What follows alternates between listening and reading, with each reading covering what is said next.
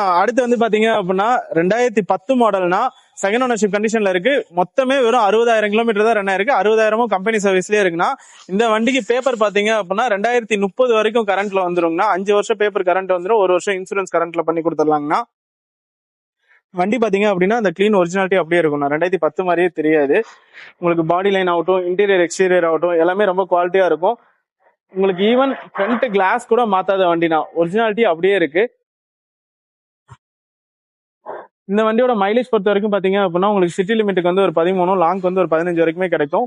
மேக்னா அப்படின்றனால உங்களுக்கு AC, power steering, power windows வந்துருங்கண்ணா.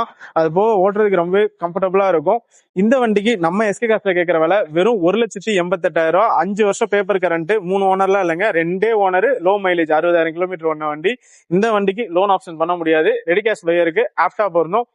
2 லட்ச ரூபா கேஷ், 1,88 கேஷ் இருக்கா, நேரா எஸ்கே காஸ்ட் கிளம்பி வாங்க, இந்த வண்டியை புக் பண்ணிக்கலாங்க. ஓகே.